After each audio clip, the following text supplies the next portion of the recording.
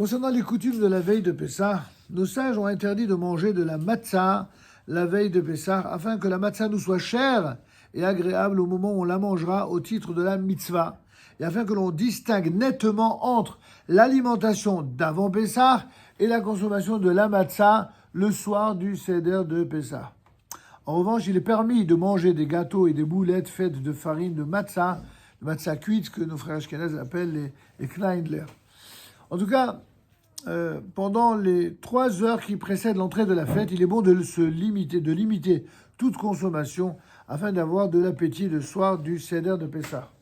Alors, il faudrait ajouter à cela le fait qu'il y a dans ce qu'on appelle la matzah différentes matzot, notamment ce qu'on appelle la matzah arashira. On en parlera. On en a déjà parlé, je crois, non? On avait déjà parlé. Bon. Et donc, certains consomment la matzah ashira avant, mais nous, on ne consomme aucune matzah. Quand je dis nous, je parle des Sfaradim en général. On ne mange aucune matzah avant le soir de Pessah.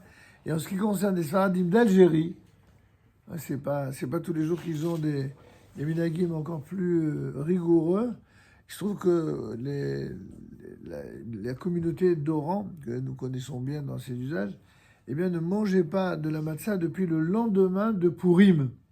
Alors que du point de vue de la halacha, l'obligation, c'est uniquement à partir de Rosh Chodesh. À partir de Rosh Chodesh Nissan. Donc, dans toutes les communautés juives au monde, on ne consomme plus de matzah, pour ceux qui mangent des matzahs toute l'année, on n'en consomme plus à partir de Rosh Chodesh Nissan.